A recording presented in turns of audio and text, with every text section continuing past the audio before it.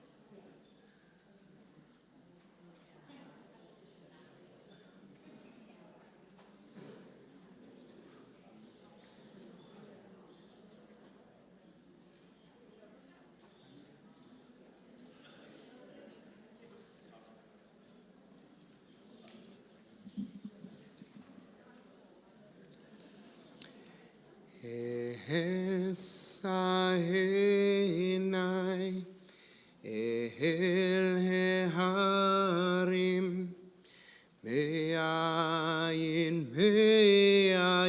yavo ezri Esahenai ehel heharim me'ayin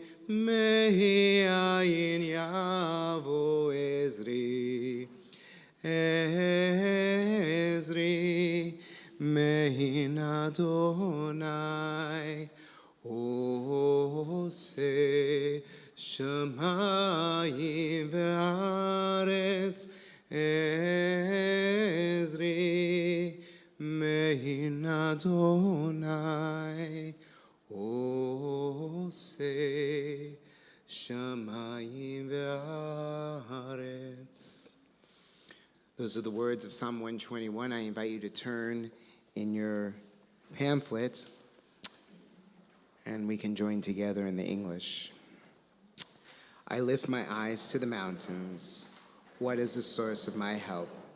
My help comes from Adonai, maker of heaven and earth. God will not let your foot give way. Your protector will not slumber. See, the guardian of Israel neither slumbers nor sleeps. God is your guardian. God is your protection at your right hand. By day the sun will not strike you, nor the moon by night. Adonai will guard you from all harm. God will guard your soul, your going and coming, now and forever. In our rabbinic teachings, we learn the righteous are called alive even in death. This doesn't mean that their physical presence remains, but rather that their impact of their kindness, their wisdom, and their love endures. Ed's presence in our lives, his warmth, his curiosity, his unwavering commitment to family and community continues to shape us. He is still here in the stories we share, in the values he instilled, and in the love he gave so freely. And today we gather with heavy hearts to honor the life of Ed Carno, beloved husband, father, grandfather, and friend. And as we stand here gathered, dwelling together in this sacred moment, we hold both our sorrow and our gratitude, the pain of his loss and the blessing of having known Ed. Ed was one of the first people I met in actual 3D in 2020 during COVID, when my family and I moved to San Diego from New York. I still vividly remember his warmth, his genuine curiosity about me and my family, and that big, beautiful smile that made me feel, and I know so many of us, instantly at home. That was Ed, present, engaged, and immense kindness. His life was filled with deep commitments, whether to his family, his community, as an attorney and a volunteer leader. And today we will hear from family about his journey and relationships they shared with him, a remarkable blend of intellect and humor, purpose and heart. In our tradition, we say Zichrono Livrecha. May his memory be a blessing. But more than just a phrase, it's a call to action. To honor Ed by embodying the warmth, the generosity, and the curiosity that defined him. To cherish our loved ones, to seek connection, and to live with open hearts. May we find comfort in one another, strength in the wisdom of our tradition, and peace in knowing that Ed's soul is bound up in the bond of life. Baruch Dayan Hamet, blessed is the true judge. Amen.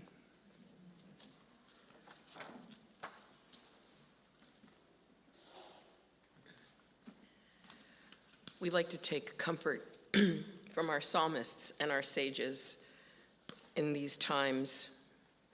Psalm 34 says, Mi ha'ish hachafetz chayim ohev yamim lirot tov. Who is the man who loves life, who seeks to do good, who pursues justice and peace? That was Ed. Goodness, kindness, warmth, love, hard work, his hallmarks.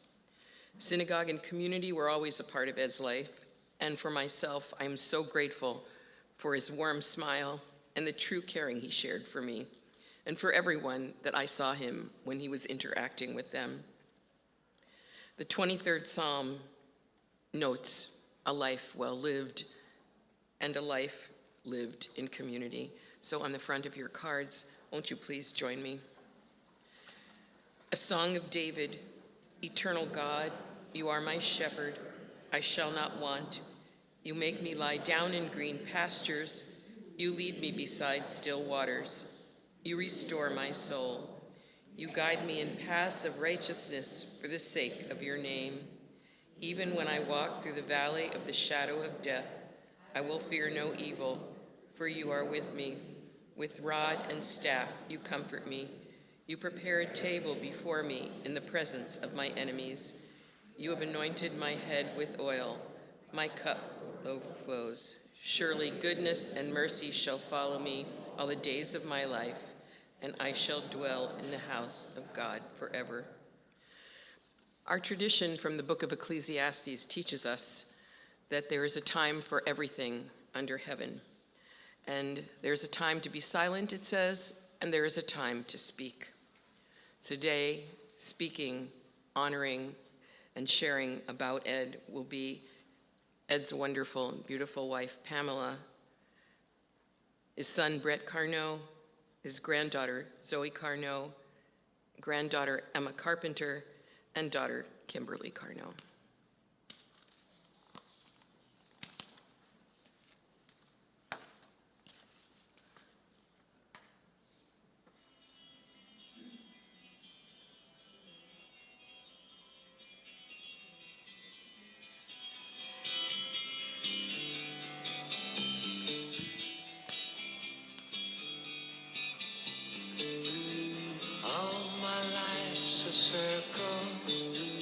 Sunrise and sundown, the moon rolls through the nighttime till the daybreak comes around.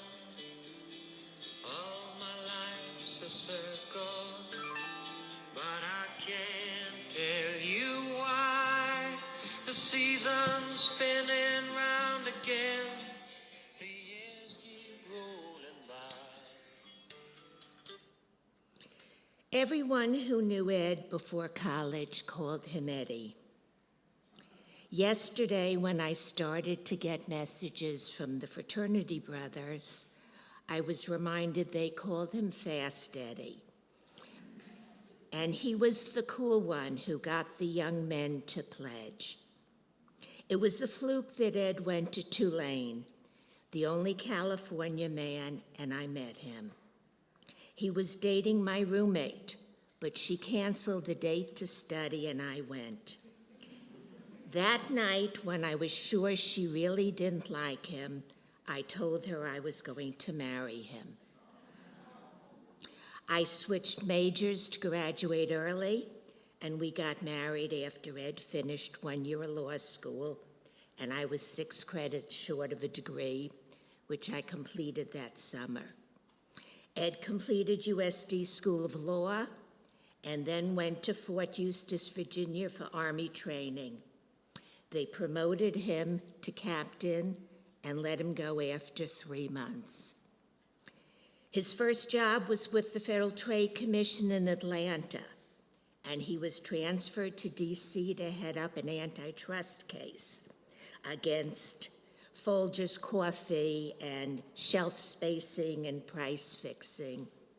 Ed then opened his own law practice, which grew to a sizable firm specializing in hospital collections from insurance companies and estate work. In 2001, Ed retired and we moved back to San Diego, where he wrote a book on elderly abuse, volunteered as a small claims judge, and was treasurer of the JFS, helping to acquire their second building. When Ed and I got married, my rabbi told us never to go to bed angry. Someone else must have told him, just keep his wife happy. Keeping me happy involved having 2 children, several pets, and traveling.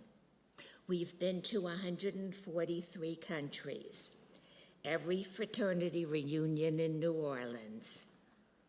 Many times, Ed pulled out a map in the airplane seat back and asked me where we were going. He was geographically challenged.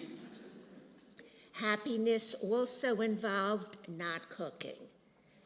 In North Potomac, the neighborhood Italian restaurant gave us a Christmas present for eating there so often. Family always came first with Ed. Nothing was more important than time with the grandchildren. Every one of them had a special place in his heart. Pride extended to watching his children grow into wonderful, independent adults. Friends were also important. Ed loved his fraternity brothers, the men in the book club he started, and his discussion group. He watched the news a lot and followed and invested in the stock market. The man who started his career in government with no family money made good. He was loved.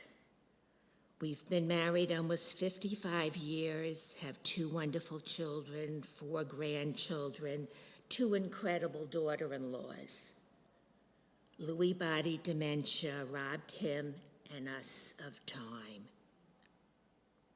A relative read my remarks and said to work on the ending. Of course the ending is wrong. It wasn't supposed to be this way. We had more countries to see, graduations, weddings, not watching current events together, talking about where we should move, maybe New Zealand, what to do with all the Apple stock in our portfolio. 55 years. How do I begin to do this all without him? I can't tell him about all the friends from New Orleans, Atlanta, Maryland, vacations we took, and new cousins I found through DNA who remembered and loved him and posted on Facebook or are here today. Who do I share all the stories with now? Rest in peace, my love, and say hello to Harry.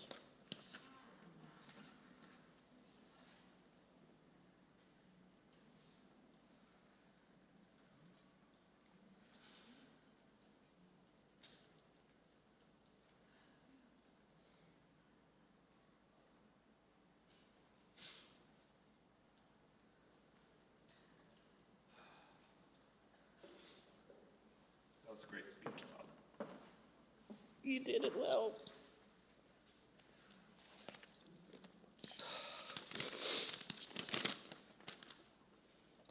All right, I gotta change my glasses.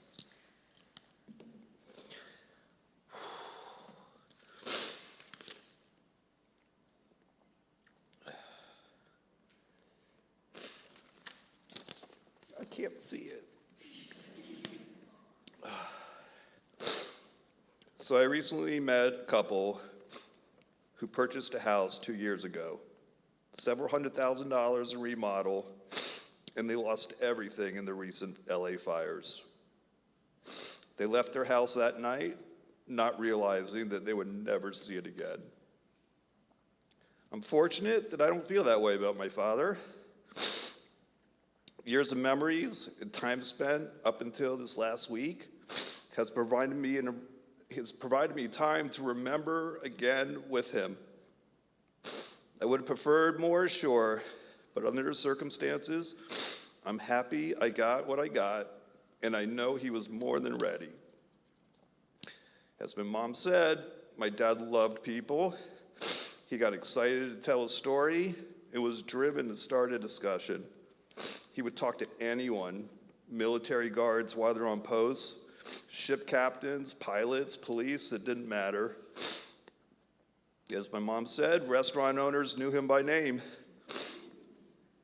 But most of all, he wanted to have discussions with his family. He made a point to get to know his children, his grandchildren, and loved his wife to no end. He would light up every time he saw any family member. He would always put his arms out and give a strong hug and kiss.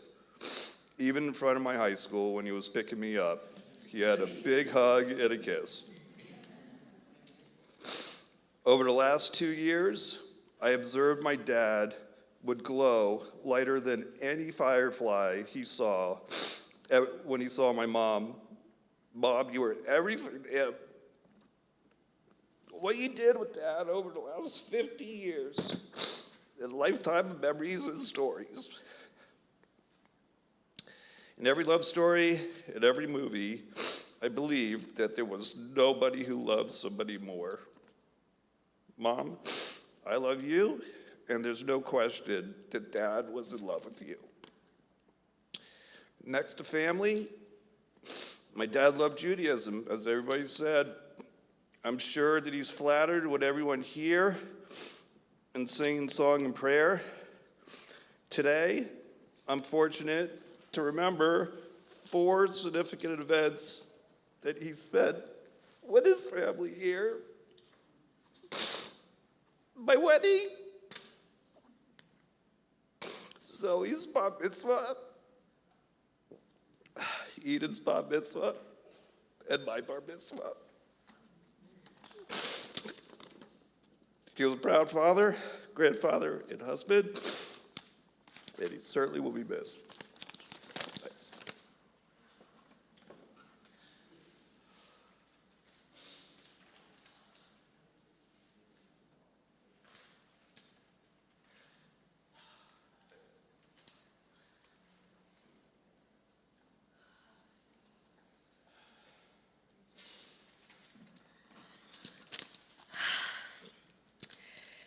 The relationship that I got to have with my grandpa was something very special. He was not only an incredible role model in every category of life, he was the smartest man I've ever met in my life. He was funny, caring, honest, loving, and just awesome. Not only was I constantly learning from him, I was constantly loving him. My grandpa and I had such a powerful friendship that started as long ago as I can remember. He gave me the nickname Zobird that stuck for my whole life, and he has always been my number one. I'll miss sitting next to him at every family event and making each other laugh after every sentence of our conversation. I intend to live every day like my grandpa by working hard and putting smiles on everyone's faces. I'm forever his Zobird and will always remember the smiles we shared. My love for my grandpa is undescribable, and I'm so grateful that I had the relationship that I did with him.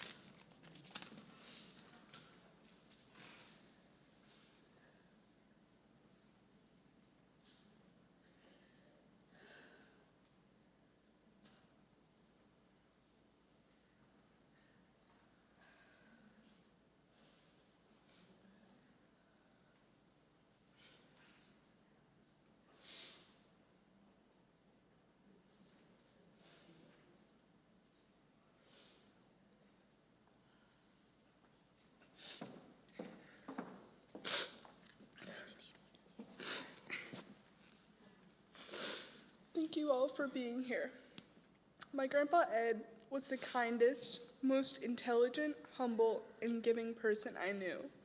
He was a constant in my life, and I've had the privilege of knowing him from the moment he first held me as a newborn baby until the night before he passed. I was fortunate to grow up so close to him. I'll never take that for granted. When I think about Grandpa, so many beautiful memories come to mind, but what stands out the most to me is how he was always there for me, even when I was far away. I never had a moment where I couldn't talk to him about my life, which I will forever hold in my heart. One of the greatest gifts he gave me was the time we spent at Camp Carno, what my grandparents called it.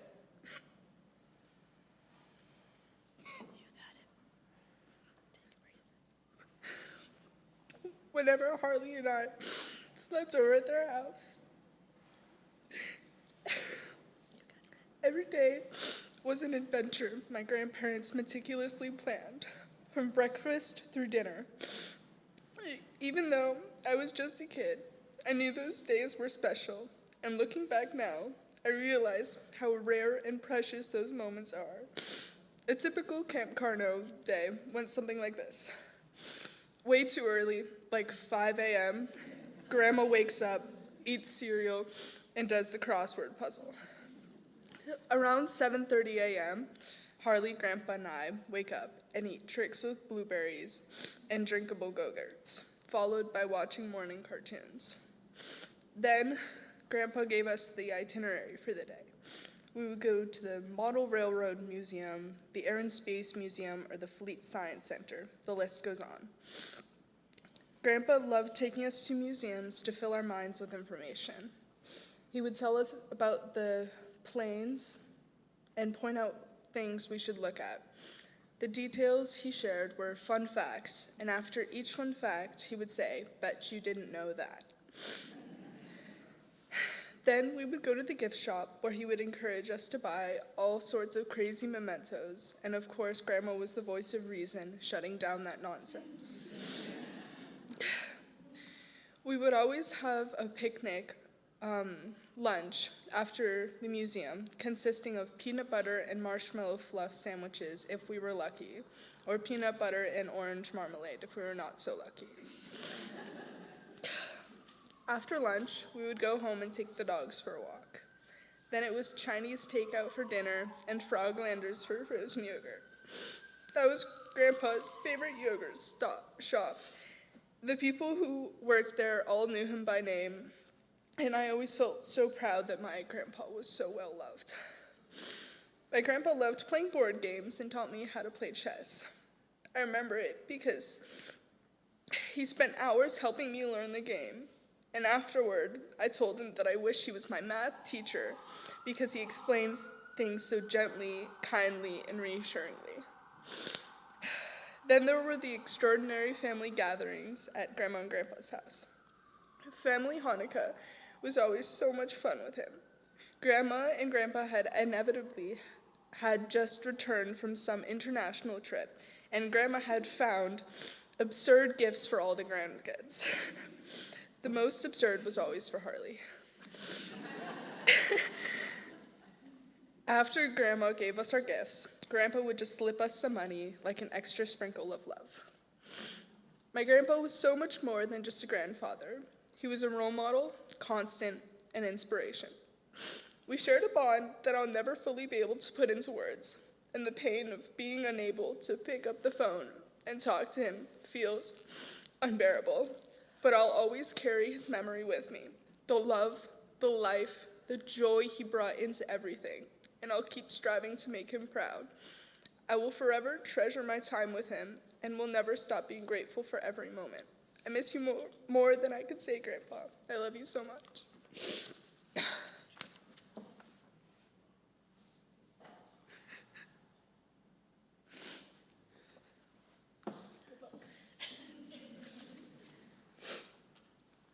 So nobody really told me ahead of time I was going to be batting cleanup, that I would have to listen to what everybody else said first. but there are some common themes if I can get through what will not surprisingly be a long speech. I knew him for 50 years. Thank you all for being here. My dad would feel so honored to see amazing friends, family, and clergy here in person and watching online. Thank you to all of you who sent heartfelt messages and postings on social media about my dad. The reminder of how many he touched and the impact he had was invaluable. Whether you called him Edward, Ed, Eddie, counselor, grandpa, dad, or something else. Whether you knew him from California, New Orleans, Maryland, Tulane and Tep, Beth Ami, JFS, Beth Israel, book club, discussion group, Havara, or chicken dinner group. He loved having you all in his life. My dad was incredibly generous with his time, his money, his intellect, and with his heart. This was especially true in his deep connection to Judaism and Jewish life. At Beth Ami in Maryland, we could never leave the shul after services because my dad was still socializing. He was active in the Brotherhood, and he brought us the best bagels and lox after Sunday school coming from the Brotherhood meeting. He loved having regular lunches with Rabbi Jack Luxembourg and being involved in the Jewish community. When the Holocaust Museum was built in DC, he and my mom donated generously. He was so proud seeing the family name on the museum wall. My dad grew up in this synagogue. He's a third-generation member. So he got to come back home when my parents moved from North Potomac, Maryland to La Jolla in 2001. I was fortunate to serve on the board of Jewish Family Service with my dad, where he truly shined. Being the treasurer of JFS and helping secure the property where the JFS campus is now located brought him incredible pride and joy. He loved partnering with Louis Venner, his wingman, working with then CFO Gwen and CEO Michael. My dad and mom are strong supporters of Beth Israel and Hillel of San Diego. They have a brick bearing their name at Hillel, and my dad was so honored that he and my mom were given aliyahs in our high holiday services. My dad was incredibly hardworking. He built a law firm from scratch and won huge class action lawsuits against the likes of Blue Cross Blue Shield and other giant insurance companies. He took care of the people who worked for him like family, which meant he was very demanding, but earned their trust and loyalty because he was respectful, appreciative, and of course generous. In addition to the law firm, my parents owned a video game business called Galaxy Games. On weekends, Dad ditched the suit and moved video games to hotel game rooms and collected quarters. It was hard work, but there were perks. Brett and I learned important life skills, like how to roll quarters and how to beat video games. My hand-eye coordination is well honed. Dad took us to trade shows to see the newest games, all set on free play, and we always had games in our garage and basement to try before they were sent to game rooms to make money. My childhood home was full of neighborhood kids and friends. My dad loved a house full of kids having fun. My dad valiantly tried to instill in his kids his work ethic and love of education. Each night at dinner, we had to report out on an article we had read in the newspaper. And essay writing as a form of punishment was also the norm. Not that we were ever in trouble or anything. He would make sure we had done all of our homework, and he would try to help. One time he sent me to school to tell my honors math teacher that the answer in the book was incorrect and she needed to have that fixed. Unfortunately for all involved, he was not correct. As my kids will attest, having an engaged parent does lead to embarrassing moments, particularly at school. And on standardized test days or finals, he would make sure we had a hearty breakfast to start the day, and he sent us to school with a chocolate bar in our backpack for a jolt of energy right before we took the test. He carried his belief in the power of chocolate on bike riding family vacations and trips with my mom, tossing a handful of M&Ms into his mouth as he approached an uphill pedal. My dad loved family. He worked hard to make sure his family was always taken care of. Each year we would get a new version of his estate planning, or a letter with his predictions related to the stock market or economy and how he thought we should plan or respond. He worried that we, particularly his kids, would not be okay financially, even well past the age where we needed our parents to support us. He always felt the need to have liquidity to help us out. Many of you know that I change jobs, if not careers, every couple of years. This undoubtedly caused a lifetime of panic for my dad, because it was the opposite of the stability he wanted for his family. I constantly reassured him that we were okay, but he never stopped planning for the worst-case scenario. And as excited as he was for me with each new challenge I took on, he was anxious. It is ironic that right now I'm transitioning to a new job, a job he really doesn't know about because of the horrible disease that took his mind. My dad enjoyed stimulating his mind, and his intelligence could be intimidating. He was a voracious reader. He read about great historical leaders, successful business people, and military conquests. He would underline and tab his books so he could remember the details of the nonfiction he was reading, and only with great hesitation would he lend from his personal library because he never wanted to be without his books. He was an active participant in book clubs and discussion groups, doing incredible prep work before each meeting to make sure he had intelligent and insightful contributions to make. And he loved to debate current events, having delved into newspapers and political commentary each morning before work. My dad was an author. His self-help book called Is Your Parent in Good Hands? Protecting Your Aging Parent from Financial Abuse and Neglect is based on how my grandfather was taken advantage of. In it, my dad provides resources and tips, including conversations to have with your parents to protect them later in life. Dad had a hard time accepting that he was an author and that people wanted to read his work or hear him speak. He was humble like that. My father's mind was a powerhouse.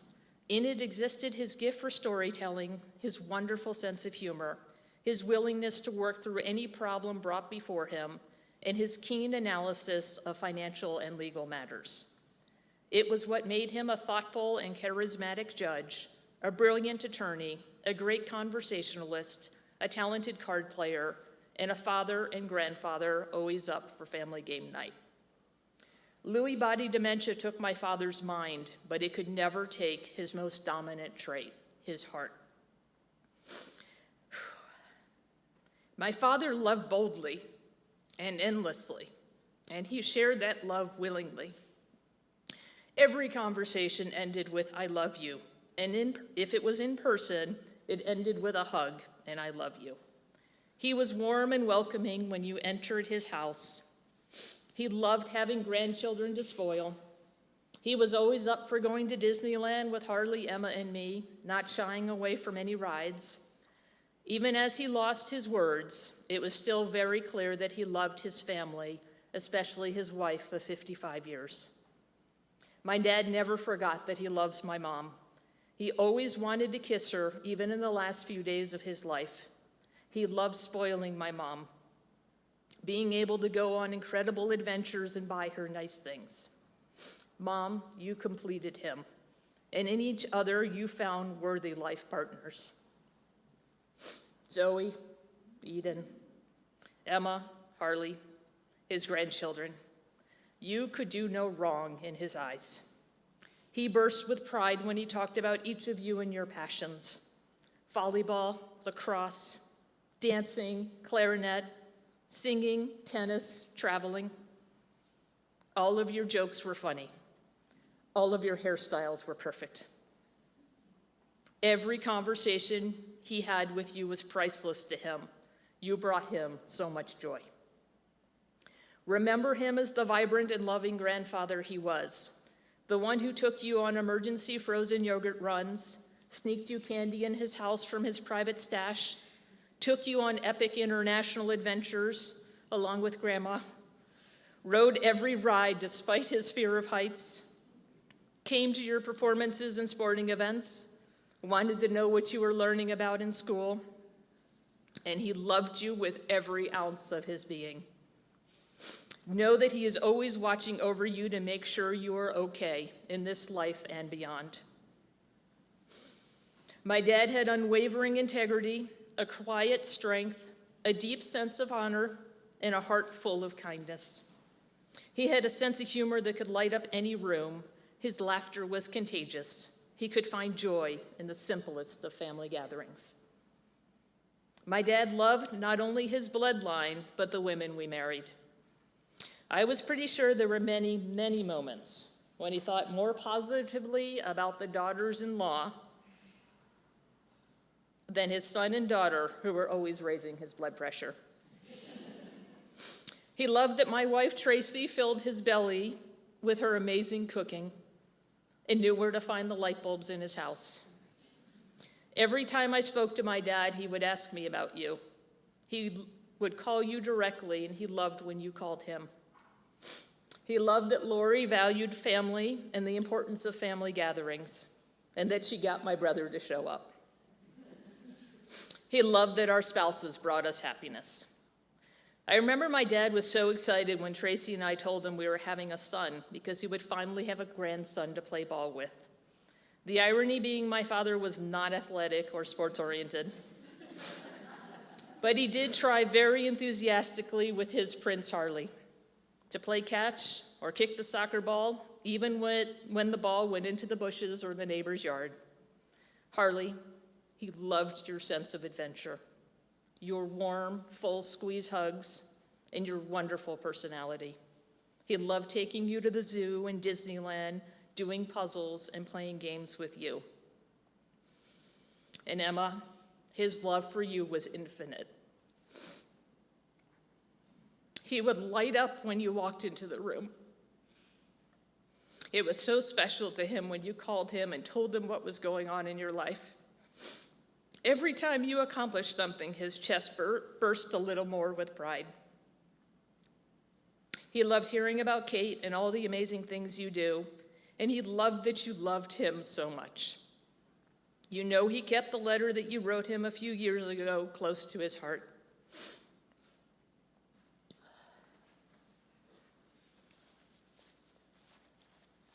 My dad and I share a horrible sense of direction that does not improve no matter how long we live in the same city.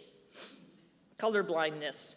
My dad insisted on having labels sewn into each of his 3 blue suits so he knew what dress shirt went with each, even though all of them did. And this morning I had to ask my wife about the suit I'm wearing.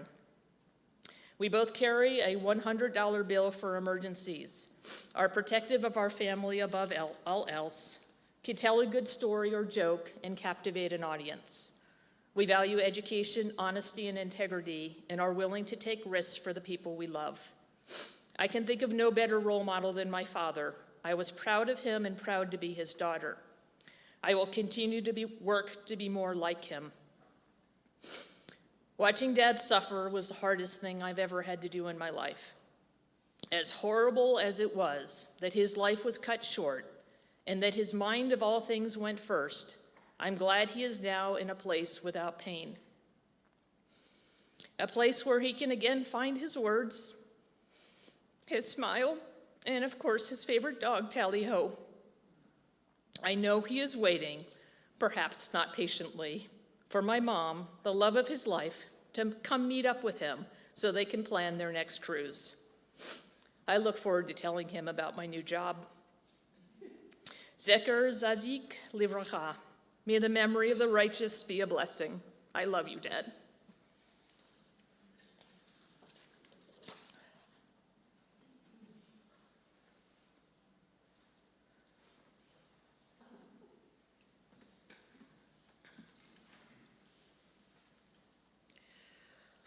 Thank you, each of you, for sharing the intimacy of your relationships with your dad, with your grandfather. There's no more beautiful way than to honor him than what you did just now. Brett and Lori, Pam, Kim and Tracy, Zoe, Eden, Emma and Harley, our hearts, all of us, In this room, our hearts are with you, and you are surrounded today and always by the communities who love you and by the communities you created. Don't forget us. Born just as Hanukkah was ending in the Jewish calendar year of 5608, Ed brought the light of that holiday into his loving wife and family. And I know the light that all of you gave to him. He returned it, and you give it to us every day.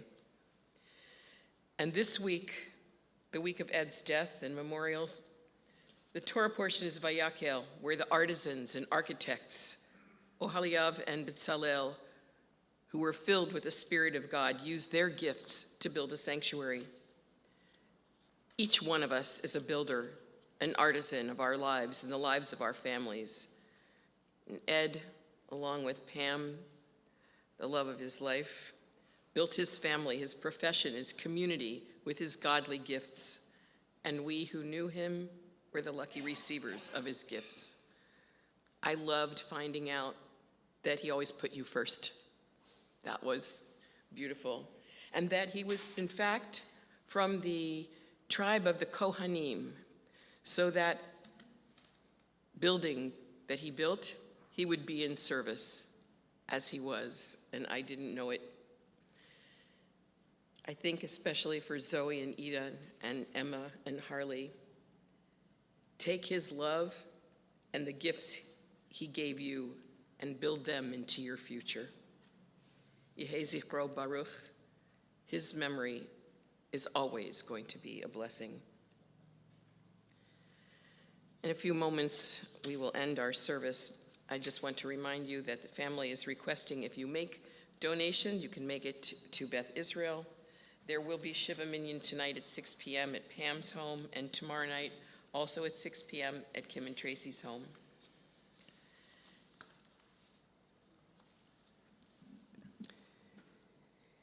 In a moment, we will begin to conclude our service. We'll join together first for the El Malay, for the blessing of our deceased.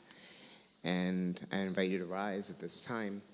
In your pamphlets, I will begin by chanting the blessing and then invite you to join in the English.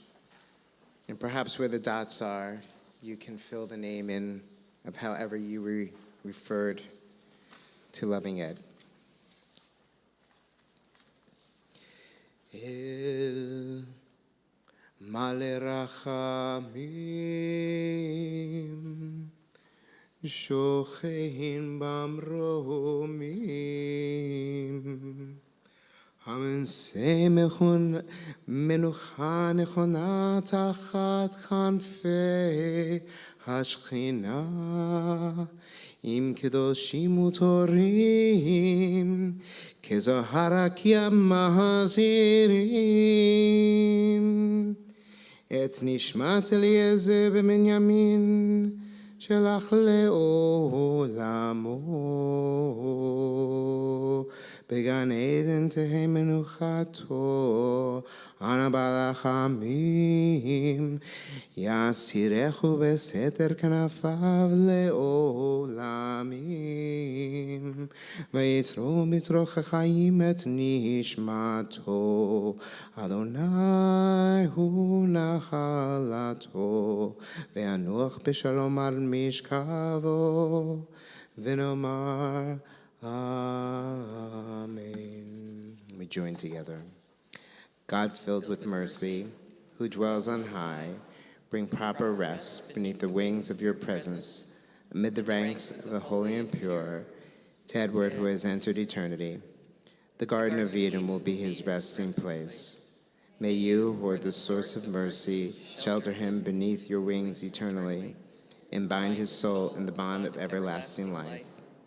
Eternal God, you are his inheritance. May he rest in peace. And let us say, Amen. And in the back of your cards, we have our Kaddish prayer, and we invite the family to begin. It Kadash Shemei Rabbah, Bialma Divrach Hirutei V'Yamlich Malchutei, B'Chayichon V'Yomechon, וחיי לכל בית ישראל, בגלה ובזמן קריב ואמרו אמן. יהי שמי רבא מברך לעולם ועולמי עלמיה.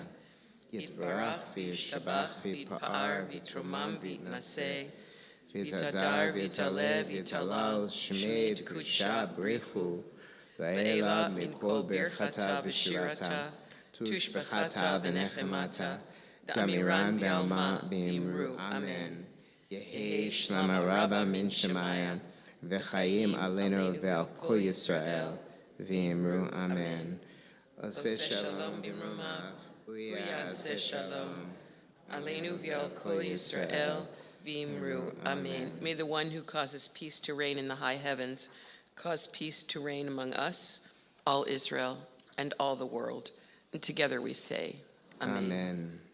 I want to thank everyone for joining us to honor the Carno family and Ed's incredible presence in this world and in our memories. And the family has invited you across the way in our social hall to a meal of condolence, and we invite you to join us. Thank you for being here today.